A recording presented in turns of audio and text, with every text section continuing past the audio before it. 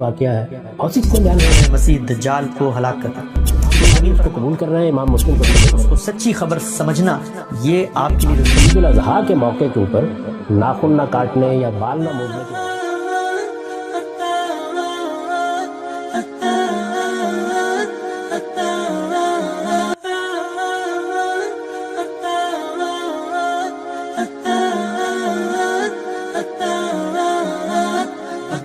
حضور مسیح کا یہ تصور ہے کہ امت کے اندر میں مختصر خلاصہ رکھ دیتا ہوں اور پھر غامدی صاحب کی طرف بڑھتے ہیں۔ کہا یہ جاتا ہے کہ آخری زمانے میں یعنی قرب قیامت کے قریب مہدی کا ظہور ہوگا، ان کے ظہور کے چند سال بعد دجال نکلے گا، اس کے بعد اس کو قتل کرنے کے لیے حضرت عیسیٰ علیہ السلام نازل ہوں گے۔ حضرت عیسیٰ علیہ السلام کا نزول دمشق میں ہوگا، عین اس وقت جب کہ نماز فجر کی اقامت ہو چکی ہوگی۔ جامع دمشق کے شرقی مینارے کے پاس آپ نزول فرمائیں گے۔ آپ علیہ السلام اپنی دونوں ہتھیلیاں فرشتوں کے پروں پہ رکھ کے نازل ہوں گے۔ آپ کی تشریف آوری پر امام مہدی مصلی سے پیچھے ہٹ جائیں گے اور آپ کو امامت کا کہیں گے، لیکن مسیح علیہ السلام امام مہدی ہی کو حکم کریں گے کہ وہی نماز پڑھائیں۔ عیسیٰ علیہ السلام کا نزول ہوگا کیوں؟ متواتر احادیث ہیں، امت کا اجماعی نقطہ نظر ہے کہ عیسیٰ علیہ السلام نازل ہو کر صلیب کو توڑ دیں گے، خنزیر کو قتل کریں گے، جزیے کو موقوف کر دیں گے اور تمام لوگوں کو اسلام کی دعوت دیں گے۔ پس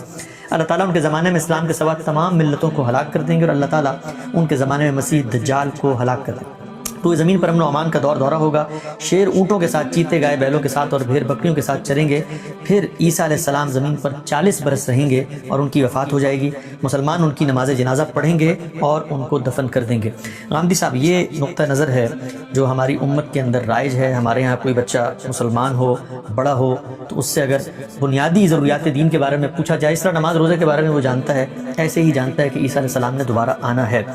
میں نے یہ خلاصہ جو آپ کے سامنے رکھا ہے، 20 کی تعداد میں احادیث ہیں، تفسیر کی کتابیں بھری ہوئی ہیں، بخاری ہو، مسلم ہو، مسند احمد ہو، ابو داؤد ہو، ترمذی ہو، جو بھی کتاب ہے، رسول اللہ کی نسبت سے یہ باتیں بیان ہوئی ہیں۔ سب سے پہلا بنیادی سوال میرا آپ سے یہ ہے، روایتوں پر ہم آئیں گے کہ روایت کیا ہے، کیسے کہاں بات ہوئی۔ یہ بتائیں کہ اگر آپ کو یہ معلوم ہو کہ اللہ کے رسول نے ایک پیشن گوئی کی ہے قیامت سے پہلے، تو اس پیشن گوئی کی حیثیت، یعنی آپ اللہ کے رسول کی اس حیثیت کو تسلیم کرتے ہیں کہ ان کی ہوئی پیشن گوئی پر ایمان لانا، اس کو حقیقی اور اس کو سچی خبر سمجھنا، یہ آپ کے لیے ضروری ہے؟ یہ ہر مسلمان کے لیے ضروری ہے۔ رسالت مآب صلی اللہ علیہ وسلم کو ہم اللہ کا پیغام پر مانتے ہیں۔ ہم یہ نہیں کہتے کہ وہ کوئی فلسفی تھے، کوئی حکیم تھے، انہوں نے انسانیت کے لیے ایک مسئلے کے طور پر کوئی باتیں کہی ہیں۔ وہ اللہ کی طرف سے آئے ہیں، اللہ کے نمائندے کی حیثیت رکھتے ہیں، اس زمین پر اللہ تعالیٰ کے سفیر ہیں۔ اس حیثیت سے جب وہ گفتگو کریں گے تو ان کی ہر بات مانی جائے گی، ان کی ہر چیز کے سامنے سر تسلیم خم کیا جائے گا۔ انہوں نے ہمیں قرآن مجید دیا ہے، قرآن مجید بھی رسالت مآب صلی اللہ علیہ وسلم کی شہادت ہی سے ہم تک پہنچا ہے۔ اس میں بہت سی باتیں بیان ہوئی ہیں، اس میں ماضی کی بعض اخبار بیان ہوئے ہیں۔ میں نے کئی مرتبہ ان کا حوالہ دیا ہے۔ سیدنا سلیمان کا واقعہ ہے، ان کے دربار میں ملکہ بلقیس کا تخت اٹھا لینے کا واقعہ ہے، اسی طرح سے اصحاب کہف کا واقعہ ہے، ذوالقرنین کا واقعہ ہے، بہت سی چیزیں بیان ہوئی ہیں۔ مستقبل کے بارے میں بھی قرآن مجید نے بہت سی خبریں دی ہیں۔ تو قرآن مجید میں بھی اخبار بیان ہوئے ہیں، اخبار ماضیہ یعنی کوئی ہے جو مسلم شریف میں ہے، جس میں 10 نشانیاں بیان کی گئی ہیں اور ان میں سے ایک نشانی کی تفصیل کی ہے اور یہ بتایا ہے کہ یہ وہ چیزیں ہیں جو رسول اللہ صلی اللہ علیہ وسلم کی نسبت سے بیان کی جاتی ہیں۔ تو رسالت مآب صلی اللہ علیہ وسلم کسی چیز کی خبر دیں اور اطمینان ہو جائے کہ یہ آپ ہی کی دی ہوئی خبر ہے، اس کی نسبت آپ کی طرف کی جا سکتی ہے، تو پھر اس کو نہ ماننا یہ تو اللہ کے پیغمبر کو نہ ماننا ہے۔ تاہم رسالت مآب صلی اللہ علیہ وسلم کی نسبت کی تحقیق کی ہے، یعنی کیا فی الواقع یہ بات حضور نے کہی ہے، کیا اس کی نسبت متحقق ہے، اس کے بارے میں کوئی سوال تو پیدا نہیں کرتا۔ یہ میں کئی مرتبہ بتا چکا ہوں کہ رسول اللہ صلی اللہ علیہ وسلم نے جو دین ہمیں دیا ہے وہ 2 صورتوں میں منتقل ہوا ہے، قرآن مجید اور سنت۔ یہ دونوں تو مسلمانوں کے اجماع اور تواتر سے منتقل ہو گئے ہیں۔ سنت مسلمانوں میں جاری ہو گئی، صحابہ کرام نے اس کو اختیار کر لیا، نسلاً بعد نسلاً وہ ہم کو منتقل ہو رہی ہے۔ قرآن مجید رسالت مآب صلی اللہ علیہ وسلم نے پڑھ کر سنایا، لوگوں نے اس کو سنا، سننے کے بعد جو یاد کر سکتے تھے انہوں نے یاد کر لیا، جو لکھ سکتے تھے انہوں نے لکھا، اسی طرح تحریری اور قولی تواتر سے وہ منتقل ہونا شروع ہو گیا۔ اسی طریقے سے ہم کو منتقل ہو رہا ہے، سارا دین انہی 2 ذرائع سے ہم کو منتقل ہوا ہے۔ لیکن اس کے ساتھ رسول اللہ کی نسبت سے بہت سی باتیں لوگوں نے بیان کی ہے۔ میں بار بار توجہ دلاتا ہوں کہ یہ در حقیقت رسول اللہ صلی اللہ علیہ وسلم کی نسبت سے راویوں کے بیانات ہیں۔ وہ کیا کرتے ہیں، یعنی ایک آدمی یہ کہتا ہے کہ میں نے صحابہ سے یہ سنا ہے کہ فلاں موقع پر حضور نے فلاں چیز کے بارے میں یہ وضاحت کی تھی، فلاں صاحب ملنے کے لیے گئے تھے، ان کو رسول اللہ نے یہ فرمایا تھا، جمعہ کا خطبہ دینے کے لیے کھڑے ہوئے تھے، اس موقع پر یہ کہا تھا، حجۃ الوداع کے موقع پر خطبہ دیا تھا، اس وقت یہ چیزیں فرمائی گئی تھی، رسالت میں آپ صلی اللہ علیہ وسلم کو میں نے وضو کرتے دیکھا، اس طرح وضو کر رہے تھے، فلاں موقع پر میں گھر میں گیا تو میں نے آپ کو یہ کام کرتے ہوئے دیکھا۔ یہ جتنی چیزیں بھی اس طرح بیان ہوتی ہیں، اس سے ہمیں معلوم ہوتا ہے کہ رسول اللہ صلی اللہ علیہ وسلم کی زندگی کیا تھی، احوال کیا تھے، علم کیا تھا، کن چیزوں کی آپ نے وضاحت فرمائی ہے۔ یہ معلوم ہوتا ہے کہ دین کے معاملے میں آپ کا اسوہ حسنہ کیا ہے۔ یہ جو روایتیں ہیں، جن کو میں کئی مرتبہ عرض کر چکا کہ اخبار احاد کہا جاتا ہے فنی اصطلاح میں، یعنی لوگوں نے بات سنی اور سن کے آگے بیان کر دی، ایک نے سنی، دو نے سنی، 10 نے سنی، 20 نے سنی، اور پھر وہ آگے نقل ہونا شروع ہو گئی۔ اس میں یہ بتایا جاتا ہے کہ ہم تک جب بات پہنچ رہی ہے تو یہ کس سے سنی گئی ہے، اور اس نے کس سے سنی تھی، اور اس سے کس نے سنی تھی۔ اس لیے یہ تاریخی ریکارڈ ہے، اس کی تحقیق ہوئی ہے، اس میں تحقیق کے بغیر کوئی بات نہیں کہی جا سکتی۔ یعنی یہاں یہ نہیں ہے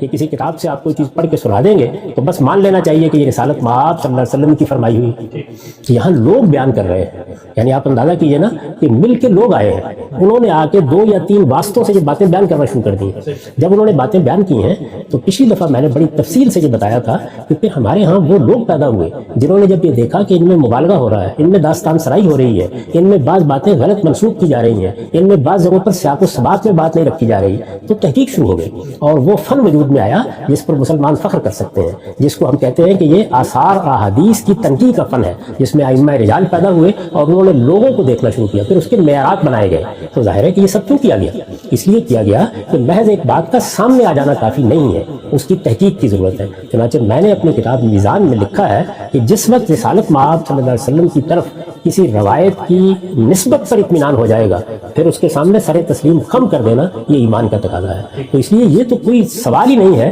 کہ حضور کوئی بات فرمائے اور واضح ہو جائے کہ آپ نے فرمائی ہے اور پھر کوئی مسلمان اس سے انحراف کا سوچے، پھر تو اس کو مانا بھی جائے گا، پھر اس کو قبول بھی کیا جائے گا، لیکن اس کو عقائد میں بیان نہیں کیا جاتا۔ عقائد یا ایمانیات، میں نے پہلے بھی عرض کیا تھا کہ قرآن مجید میں لفظ ایمان استعمال ہوا ہے، وہ بالکل متعین ہے۔ یہ اخبار ہے، یعنی اخبار قرآن میں بھی ہیں، اخبار رسالت مآب صلی اللہ علیہ وسلم نے بھی بیان کیے ہیں، یہ ماضی کے بارے میں بھی ہے، یہ مستقبل کے بارے میں بھی ہے۔ اس میں ظاہر ہے کہ ایک چیز قرآن میں بیان ہو گئی ہے تو وہاں پر بھی یہ اختلاف ہو سکتا ہے کہ میں قرآن مجید کا مدعا جس طرح سمجھ رہا ہوں، ہو سکتا ہے آپ کو اس سے اتفاق نہ ہو، اور آپ جس طرح سمجھ رہے ہوں مجھے اس سے اتفاق نہ ہو۔ تو ایمانیات کے معاملے میں تو ہر چیز اتمام حجت کے درجے میں واضح کر دی گئی ہے، اور ایمانیات وہی 5 ہیں، یعنی اللہ پر ایمان، اللہ کے فرشتوں پر ایمان، اللہ کے پیغمبروں پر ایمان، اللہ کی کتابوں پر ایمان، اور روز جزا پر ایمان۔ یہ قرآن نے بھی بیان کر دیا ہے کہ ایمانیات یہی ہیں، اور ان کی بنیاد ہی پر ایمان کا لفظ استعمال کیا جائے گا، اور رسالت مآب صلی اللہ علیہ وسلم نے بھی حدیث جبریل میں اس کو واضح کر دیا ہے۔ ہم اس پر بڑی تفصیل سے گفتگو کر چکے ہیں۔ یہ اخبار ہے، ان کے لیے لفظ عقیدہ کے استعمال کے بارے میں بھی میں توجہ دلا چکا ہوں کہ جب مختلف گروہ بن گئے تو انہوں نے اپنی شناخت کے لحاظ سے جن چیزوں کو مانا یا جنہیں ترک کیا، ان کے لیے لفظ عقیدہ استعمال ہونے لگ گیا۔ یہ بعد کا استعمال ہے، لہٰذا صحیح بات وہی ہے کہ یہ اخبار النبی ہے۔ رسالت مآب صلی اللہ علیہ وسلم کی نسبت سے بعض واقعات بیان ہوئے ہیں، بعض خبریں بیان ہوئی ہیں، ان کی تحقیق کی جائے گی۔ یہ قرآن مجید میں ہے تو ان کو سمجھا جائے گا، وہاں اس تحقیق کی ضرورت نہیں ہے کہ یہ فی الواقع اللہ تعالیٰ کا یا اللہ کے پیغمبر کا بیان ہے،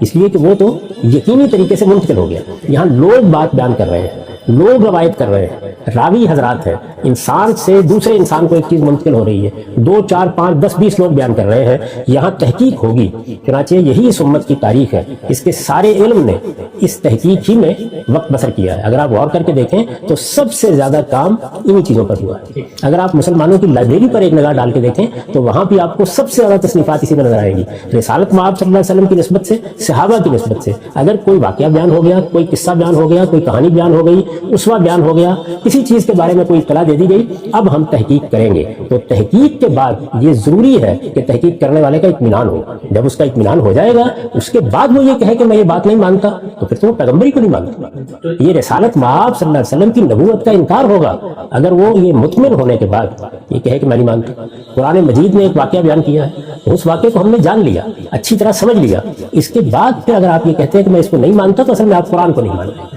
تو یہ بات تو ہو ہی نہیں سکتی کہ ایک مسلمان تحقیق کے بعد اس نتیجے پر پہنچ جائے کہ یہ بات اللہ کی بات ہے یا اللہ کے پیغمبر کی بات ہے، پھر اس سے انحراف کا سوچے۔ ٹھیک، اچھا ہم سر یہ جو بھی آپ نے بات فرمائی کہ ہمیں اطمینان ہو جاتا ہے کہ اللہ کے پیغمبر کی نسبت سے یہ بات جو ہم تک آ رہی ہے یہ بالکل ٹھیک ہے، ثابت شدہ ہے، اپنا اطمینان انسانی اطمینان ہو گیا۔ اب ہم اس کو نہیں مانتے تو یہ بھی ایمان کے منافی ہے، اور دین نے جو بنیادیں بتائی ہیں مذہب کی یا ایمان کی ان کو نہیں مانتے تو وہ بنیادی عقائد ہیں وہ بھی ایمان کے خلاف ہیں، تو پھر نتیجے کے اعتبار سے کیا اختلاف ہو؟ میں اگر اللہ کو نہ مانوں اور میں حدیث کے اندر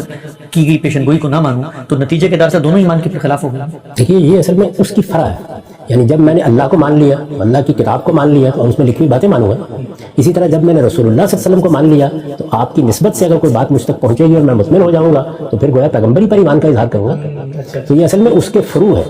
لیکن یہاں دونوں چیزیں ہو سکتی ہیں، یعنی قرآن میں بات بیان ہوئی ہے لیکن میرے اور آپ کے فہم میں فرق ہو گیا۔ روایت میں بات بیان ہوئی ہے، امام بخاری اس کو قبول کر رہے ہیں، امام مسلم قبول نہیں کر رہے ہیں۔ وہ قبول کر رہے ہیں، کوئی اور محدث اس پر تنقید کر رہا ہے یا آج کا کوئی عالم اس پر تنقید کر رہا ہے، تو یہاں یہ گنجائش موجود ہے۔ جو ایمانیات ہیں، 5 ایمانیات، وہ بنیاد ہیں دین کی، وہ اتمام حجت کے درجے میں منتقل ہو گئے ہیں، ان کو قرآن نے بیان کر دیا ہے، ان کو رسالت مآب صلی اللہ علیہ وسلم نے واضح کر دیا ہے، ان میں اب کسی تعویل کی، فہم کے، کسی اختلاف کی کوئی گنجائش نہیں۔ یعنی آپ پیغمبر تھے، کتابوں پر ایمان لانا ہے، آخرت ہونی ہے، ان میں کوئی اختلاف نہیں ہو سکتا۔ ان میں اختلاف ہو نہیں سکتا۔ میں نے کہا نا کہ یہ چیزیں اتمام حجت کے درجے میں منتقل ہو گئی ہیں، لیکن باقی جو کچھ ہے قرآن مجید میں بہت سے واقعات بیان ہوئے ہیں، ان واقعات کے بارے میں لوگ ایک دوسرے سے اختلاف کرتے ہیں۔ جب آپ قرآن مجید کو زیر بحث لائیں گے تو میں آپ کو یہ بتاؤں گا کہ پہلے دن سے اس کی تعویل میں 2 رائے ہو جاتی ہیں، تو وہاں کیا ایک رائے رکھنے والے دوسرے رائے رکھنے والے کو منکر قرار دیں گے قرآن کا؟ تو جہاں فہم زیر بحث آ جاتا ہے، تحقیق زیر بحث آ جاتی ہے، نسبت کو متحقق کرنا زیر بحث آ جاتا ہے، وہاں پر اختلاف کی گنجائش ہوتی ہے، اسے ایمان اور عقیدے کے الفاظ سے بیان نہیں کرنا چاہیے۔ میں اس سے پہلے بھی عرض کر چکا ہوں کہ ایسی چیزیں علم کی نوعیت کی ہیں، ان کے اوپر ایکڈیمک بحث ہوگی، ان کے بارے میں گفتگو ہو سکتی ہے، ان میں ایک آدمی اختلاف کرتا ہے دلائل کی بنیاد پر، تو یہ نہیں کہا جائے گا کہ وہ رسالت مآب صلی اللہ علیہ وسلم سے اختلاف کر رہا ہے، وہ اصل میں اس نسبت سے اختلاف کر رہا ہے جو کسی دوسرے کے نزدیک متحقق ہے۔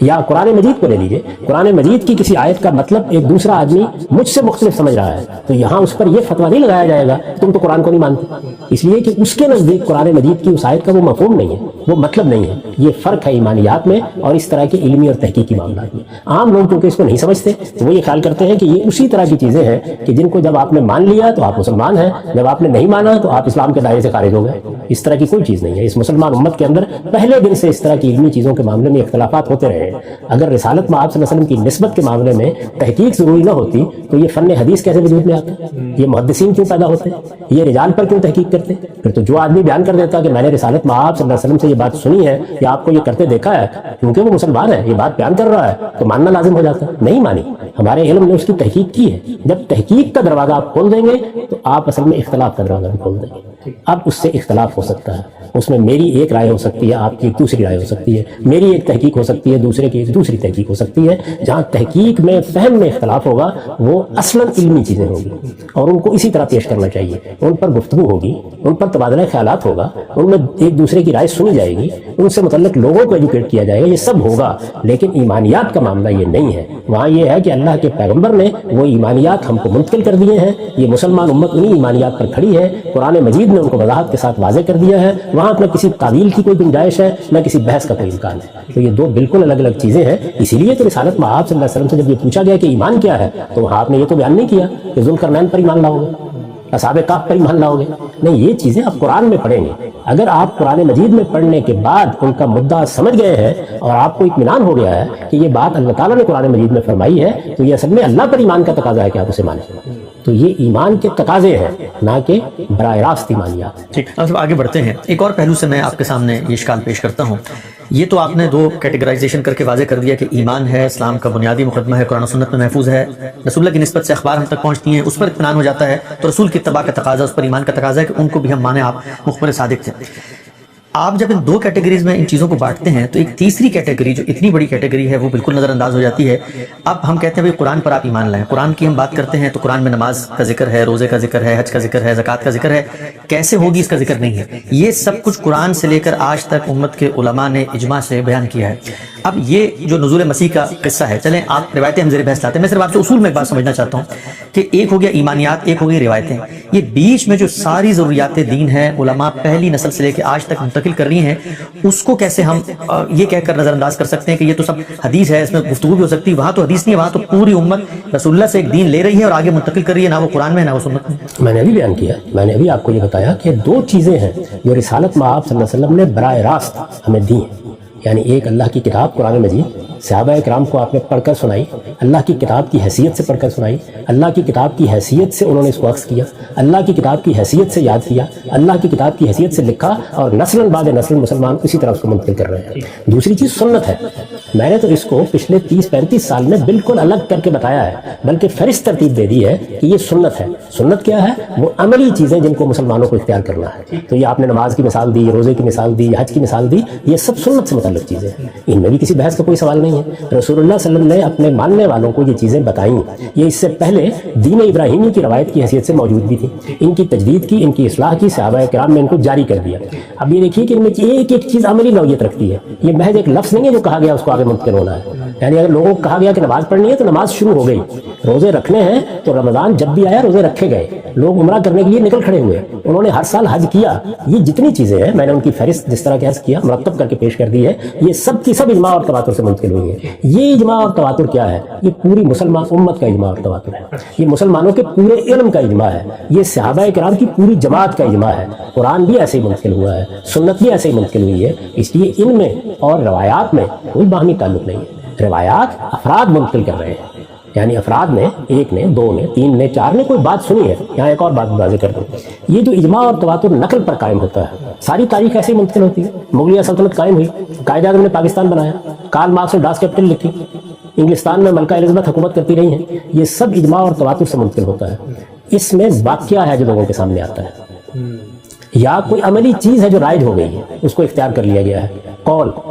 یہ صرف قرآن مجید ہے کہ جس میں قولی تواتر واقع ہوا ہے دنیا کی تاریخ میں، یعنی لوگوں نے پوری کی پوری کتاب کو یاد کر کے نسلاً بعد نسلاً آگے منتقل کیا ہے۔ ورنہ قول آپ یہ دیکھیے، میں اس کی مثال دیتا ہوں، رسالت مآب صلی اللہ علیہ وسلم نے حجۃ الوداع کا ایک خطبہ دیا، یہ سب سے بڑا واقعہ ہے،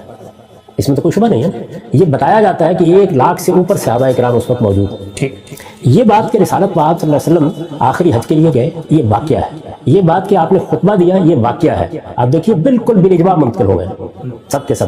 یعنی کسی کو کوئی اختلاف نہیں ہے اس میں۔ یہ بات کہ آپ نے خطبے میں کہا کیا، یہاں قول زبان سے نکلنا ہے، یہ اس طرح منتقل ہو ہی نہیں سکتا، اور نہیں ہوا واقعہ بھی یہی ہے۔ یعنی یہاں کیا ہوگا، یہاں یہ ہے کہ سننے والوں میں سے کسی نے آگے اس کو بیان کر دیا، 2 نے کر دیا، 3 نے کر دیا، 4 نے کر دیا، یعنی جس وقت یہ واقعہ ہو گیا اس کے بعد ان اقوال کا بیان شروع ہوا۔ میں نے حضور سے یہ سنا تھا، رسول اللہ نے یہ فرمایا تھا، یہ سب اخبار احادی ہو گئے،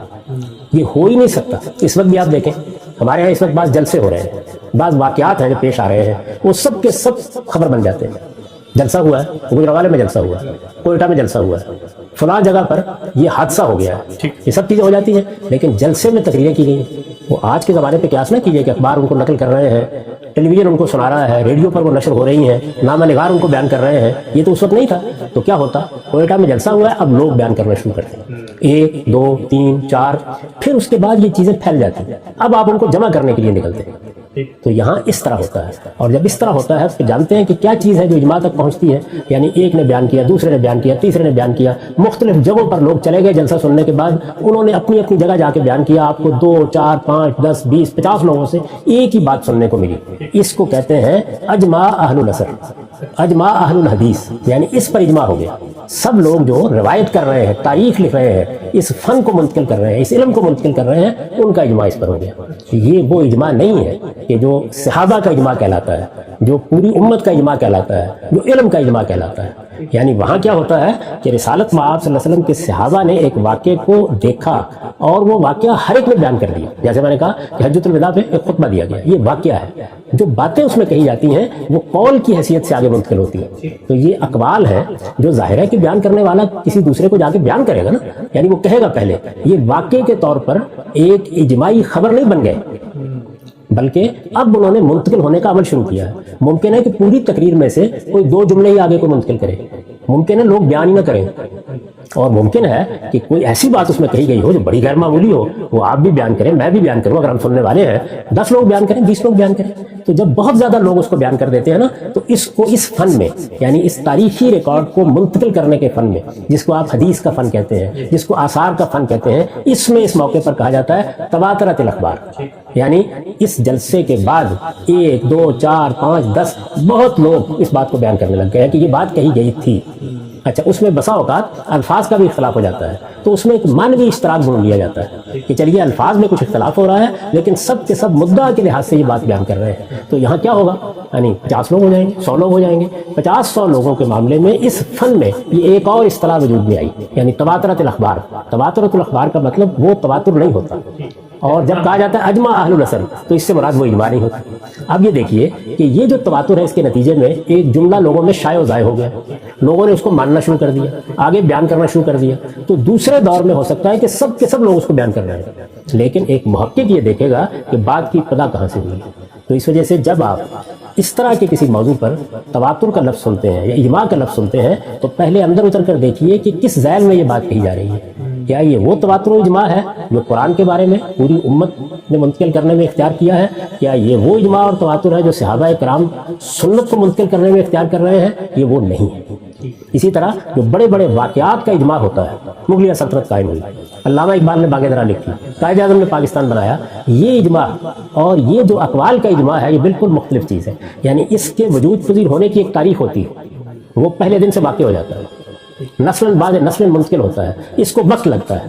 یعنی جلسہ سن کے لوگ آئے ہیں، تقریر سن کے لوگ آئے ہیں، گفتگو سن کے لوگ آئے ہیں، وہ اب بیان کرنا شروع کریں گے۔ اچھا اسی طرح وہ واقعات جو سب کے سامنے نہیں ہوتے ان کی نوعیت یہی ہوتی ہے، تو پوری تاریخ کو جب آپ پڑھتے ہیں تو یہ بالکل واضح ہو جاتا ہے کہ اس میں ایسی چیزیں جو عملی نوعیت کی ہیں جاری ہو گئی ہیں، یا کسی چیز کو ایک واقعے کے طور پر لوگ سب کے سب بیان کر رہے ہیں، یہ تو ہر جگہ نظر آئے گا۔ لیکن ملکہ الزبتھ نے ایک تقریر کی تھی 1952 میں، اگر اس کو ریکارڈ نہیں کیا گیا، اگر اس کو لکھنے والوں نے لکھا نہیں ہے تو پھر اس تقریر کے جملے ہوں گے جو اخبار احاد سے آگے منتقل ہوں گے، اور ممکن ہے کہ ایک نسل کی تحقیق کے بعد یہ معلوم ہو کہ بہت لوگوں نے یہ جملہ بیان کیا ہے، یہ جملہ کہا گیا تھا، جب بہت لوگوں نے بیان کیا، وہی میں نے عرض کیا کہ پہلے ایک کرے گا پھر 2 کریں گے، جب آپ جمع کرنے نکلیں گے تو ہو سکتا ہے کہ 40-50 لوگوں کی روایت مل جائے، تو اس کو کہا جاتا ہے تواترات الاخبار۔ یہ اصطلاح اس علم کی اصطلاح ہے، اس کو کہا جاتا ہے جب سب کے سب مورخین یہ بات بیان کر رہے ہو تو اجمع اہل العصر۔ تو یہاں اجماع کا لفظ بھی اور معنی میں بولا جاتا ہے اور تواتر کا لفظ بھی اور معنی میں بولا جاتا ہے۔ یہ وہ مفہوم ہے جس میں ہمارے دور کے ایک بڑے عالم مولانا انور شاہ کشمیری نے وہ کتاب لکھی ہے کہ التصریح بما تواتر فی نزول المسیح۔ اچھا، اس میں بھی تواتر کا لفظ استعمال ہوا ہے، اس سے مراد یہ تواتر ہے، یعنی اتنی روایتیں ہیں، میں آگے چل کے اس کا ذکر کروں گا، اتنی روایتیں ہیں کہ یہ کہا جا سکتا ہے کہ راویوں نے اس میں تواتر اختیار کر لیا ہے۔ یہ روایت کا تواتر ہے، یہ خبر کا تواتر ہے،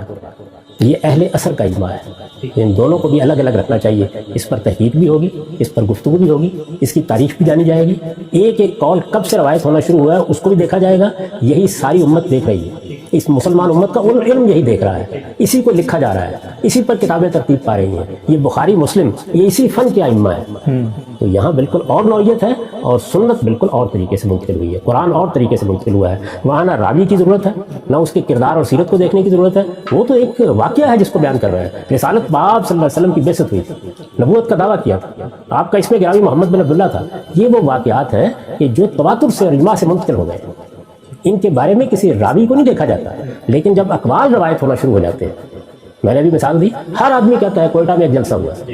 یہ سب کو معلوم ہے، لیکن اس میں کیا باتیں کہی گئیں یہ ایک ایک کر کے 2 کر کے نقل ہونا شروع ہوں گی، کچھ وہیں رہ جائیں گی، کچھ نقل ہو جائیں گی، کچھ میں الفاظ تبدیل ہو جائیں گے۔ اس کو اخبار احاد سے منتقل کرنا کہا جاتا ہے۔ یہ اخبار احاد جب تعداد میں کافی ہو جاتے ہیں، بہت لوگ مختلف علاقوں میں ان کو بیان کرنا شروع کر دیتے ہیں تو کہا جاتا ہے تواترات الاخبار۔ اور تمام لوگ جو اس فن میں کام کر رہے ہیں، اس علم میں کام کر رہے ہیں، وہ اگر سب کے سب اس پر متفق ہو جائیں تو اس کو کہا جاتا ہے اجماع اہل العصر۔ تو پہلے ان دونوں اصطلاحوں کا فرق سمجھیں۔ صحیح، ہم سب آگے بڑھتے ہیں۔ یہ جو ابھی آپ نے ایک فرق بتا دیا کہ بھئی تواتر جو قرآن مجید یا سنت کو منتقل کرنے میں علم کا تواتر ہو رہا ہے اس میں، اور یہ جو ہمارے عام طور پہ جب ہم اس طرح کی روایتیں زیر بحث لاتے ہیں اور کہتے ہیں متواتر روایتیں ہیں، ایک اور اصولی سوال میں آپ سے پوچھنا چاہتا ہوں۔ آپ نے ابتدا میں فرمایا رسول اللہ صلی اللہ علیہ وسلم کی جو حیثیت نبوی ہے اس میں آپ سے کسی نسبت پر میں مطمئن ہو جاتا ہوں، اور اس کی بنیادیں بھی قرآن مجید میں موجود ہیں جس کی شرح و وضاحت کر رہے ہیں، تفہیم و تبیین کر رہے ہیں۔ علامات قیامت کی آپ نے بہت ساری روایتیں لی ہیں۔ یہ جو روایت ہے، ابھی ہم اس روایت پہ بات نہیں کر رہے، آئیں گے اس پہ۔ یہ جو مسیح علیہ السلام کی نزول کی روایت ہے، میرا آپ سے اصولی سوال ہے،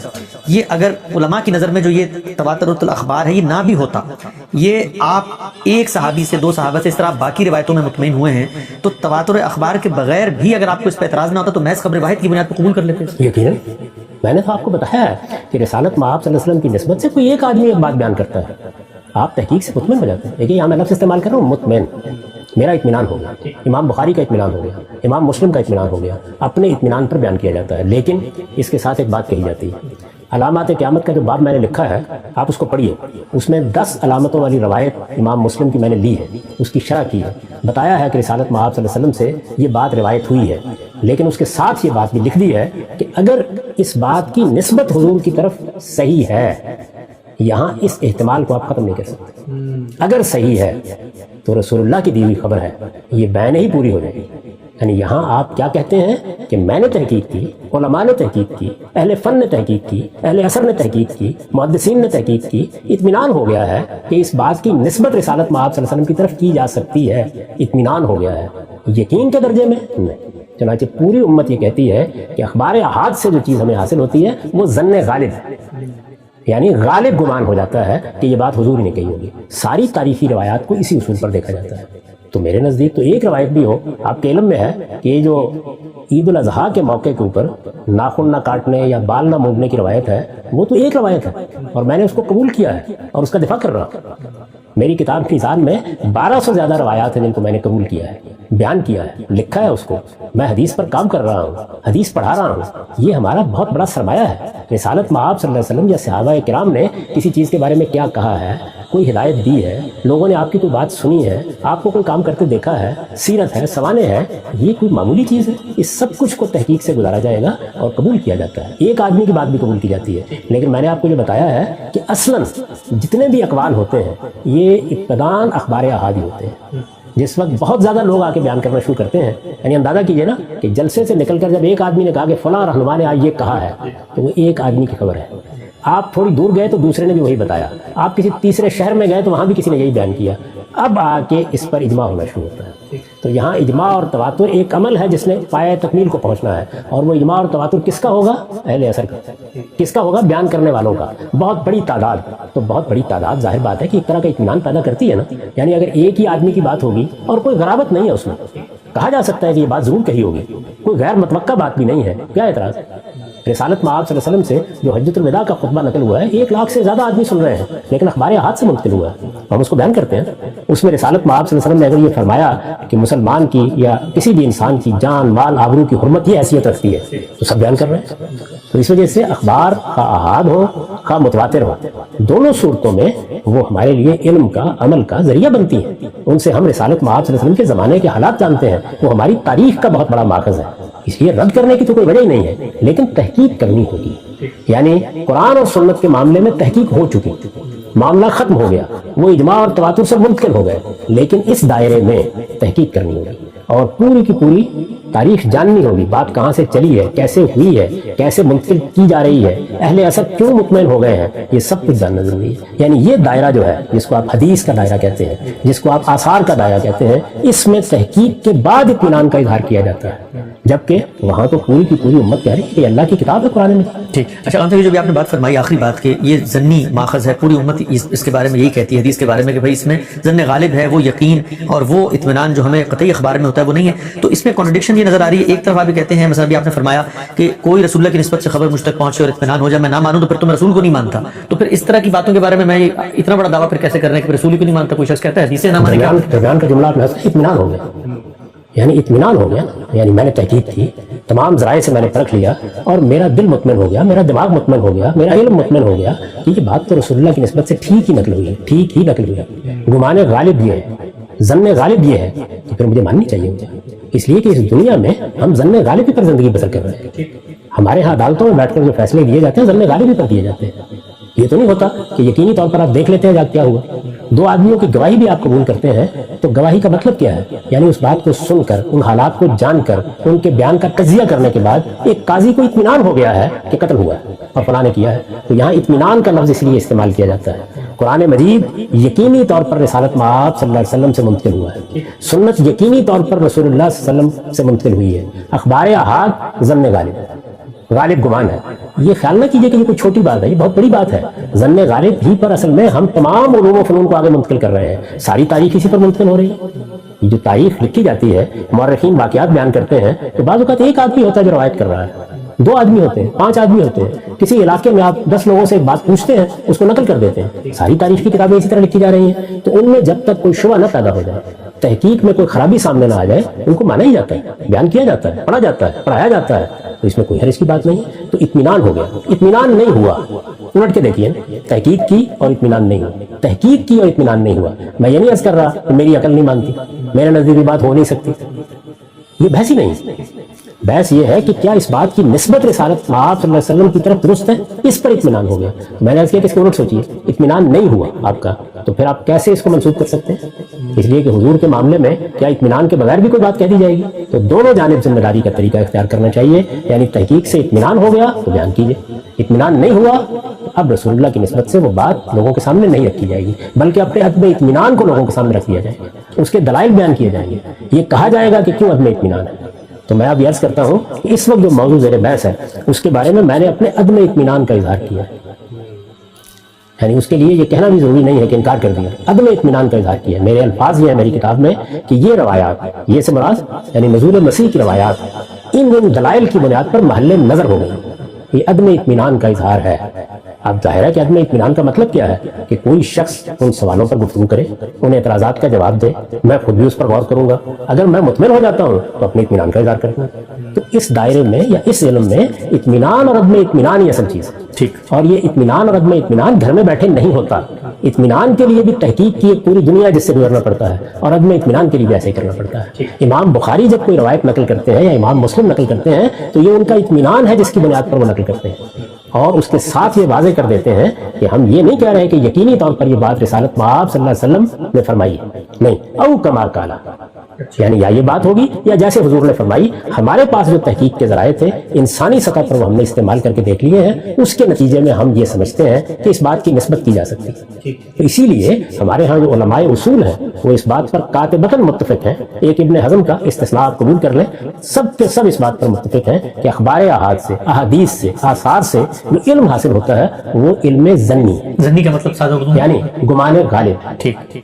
ہم نے تحقیق کے بعد اطمینان کر لیا ہے، اطمینان کی بنیاد پر یہ بات اب بیان کرنے کے قابل ہو گئی یعنی ہے۔ اس میں دونوں احتمالات یا امکانات موجود ہو۔ یہ امکان ہے کہ کوئی غلطی ہو گئی، اچھا، یہ امکان ہے کہ کہیں نسبت میں غلطی ہو گئی ہو، کہیں بیان میں غلطی ہو گئی ہو، کہیں سیاق کو سمجھنے میں غلطی ہو گئی ہو، کہیں مدعا کو بیان سمجھنے اور بیان کرنے میں غلطی ہو گئی ہو، یہاں اس امکان کو مانا جاتا ہے، اس لیے اس پر تحقیق کا دروازہ بھی بند نہیں ہوتا۔ قرآن مجید پر کبھی آپ نے سنا کہ اب تحقیق ہو رہی ہے کہ رسالت مآب صلی اللہ علیہ وسلم نے وہ دیا تھا یا نہیں دیا؟ سنت کے معاملے میں سارا مسلمانوں کا علم جب اس کو بیان کرتا ہے تو اجماع المسلمون اپنے اجماع کے ساتھ بیان کر دیتا ہے، وہاں کوئی سوال نہیں ہے، لیکن اخبار احاد میں اگر کوئی چیز ہے تو اس پر گفتگو ہوگی۔ اس وقت بھی آپ یہ دیکھتے نہیں ہیں، یعنی کتنی کتابیں ہیں جن میں رفع یدین کی روایت بیان ہوئی ہے، اس کے باوجود اس کی حیثیت کیا ہے؟ انکار تو کوئی بھی نہیں کرتا، اس کی حیثیت کیا ہے؟ ہر نماز میں کرنا ضروری ہے؟ نہیں کرنا ضروری؟ اس پر اہل حدیث کے اور احناف کے مابین مناظرے ہوتے رہتے ہیں، گفتگو ہوتی رہتی ہے، کیوں ہوتی رہتی ہے؟ اس لیے کہ یہ سارا کا سارا موضوع ہی تحقیق کا موضوع ہے، اس میں اختلافات ہوتے ہیں، اور جب اختلافات ہوں گے تاریخی واقعات کا بیان ہے۔ اپنے موجودہ زمانے میں دیکھیں، آپ کسی ایک تاریخی واقعے کی تفصیلات پر بھی پوری طرح متفق نہیں ہو پاتے۔ ہمارے سامنے واقعات ہوئے جس میں ریڈیو نے اس کو بیان کیا، ٹیلی ویژن نے اس کو نشر کیا، وہاں نمائندے کھڑے ہیں، بڑے بڑے واقعات ہیں۔ آپ لال مسجد کے واقعے کو دیکھیے، آپ منہاج القرآن کے واقعے کو دیکھیے، یہ واقعات ہیں نا جن میں بڑا نقصان ہوا، جانی نقصان ہوا، اس کو بیان کرتے وقت کتنی تفصیلات ہیں جن پر آج تک بحث جاری رہتی ہے۔ تو یہاں بھی بالکل ایسے ہی ہوتا ہے۔ اب دیکھیے یہی فرق سمجھ لیجیے، یہ واقعات ہوئے ہیں، اس میں کوئی اختلاف نہیں، لیکن اس موقع پر فلاں نے یہ کہا تھا، فلاں نے یہ بات کی تھی، معاملے کی نوعیت اس طرح ہوئی تھی، اس میں کتنے اختلافات ہیں جن کو آج تک موضوع بحث بنایا جاتا ہے، اس پر آپ عدالتیں قائم کرتے ہیں، اس پر تنقید کی کمیٹیاں بناتے ہیں۔ یہی کام مسلمان امت ان سب چیزوں کے بارے میں کر رہی ہے، اور پہلے دن سے کر رہی ہے۔ میں آگے اس کی تفصیل آپ کو بتاؤں گا، پہلے دن سے کر رہی ہے کہ رسالت مآب صلی اللہ علیہ وسلم کی نسبت سے، صحابہ کرام کی وساطت سے جو چیزیں لوگوں نے بیان کر دی ہیں، ذہن میں رکھیے لوگوں نے بیان کر دی، سننے والوں نے بیان کر دی، دیکھنے والوں نے بیان کر دی ہیں، ان کی کیا حیثیت؟ یعنی ان کو بیان کرنا ہے، ان کی نسبت حضور کی طرف کرنی ہے۔ یہی تو وہ چیزیں ہیں کہ جن کے بارے میں تحقیق کر کے ایک محقق یہ کہہ دیتا ہے کہ یہ موضوع بات ہے، یہ وضع کی ہوئی بات ہے، یہ لوگوں نے گھڑ لی ہے۔ چنانچہ پوری کتابیں ہیں جن میں موضوعات کو ترتیب دے دیا گیا ہے۔ تو اس لیے اس فن اور اس علم میں ایسے ہی بات کی جاتی ہے۔ اگر آپ نزول مسیح پر بات کریں گے تو یہاں بھی اسی طرح بات ہے۔ ٹھیک صاحب، یہ جو روایات ہیں نزول مسیح کی، امت کے تمام علماء جو اس فن میں مہارت رکھتے ہیں، امت کی اجتماعی بصیرت، امت کا مجموعی فہم، انہوں نے ان روایات کے اوپر اپنے اطمینان کا اظہار کیا ہے، اور اس بات پر اطمینان کا اظہار کیا کہ رسول اللہ صلی اللہ علیہ وسلم سے یہ جو اخبار ہیں ثابت ہیں، متحقق ہیں، ہم تک پہنچی ہیں۔ غامدی صاحب کا اس پر کیا عدم اطمینان ہے، ان روایات کو کیسے دیکھتے ہیں؟ غامدی صاحب ایک ایک پہلو پر میں آپ سے بات کروں گا، لیکن ہمارا وقت چونکہ یہاں پہ ختم ہو رہا ہے، اگلی نشست کا آغاز انشاءاللہ ہم ان روایات کے مطالعے سے کریں گے اور یہ جاننے کی کوشش کریں گے کہ آپ ان روایات کے بارے میں کیا نقطہ نظر رکھتے ہیں۔ ہمارے پروگرام کا یہاں پہ وقت ختم ہوتا ہے، انشاءاللہ اگلی نشست میں دوبارہ حاضر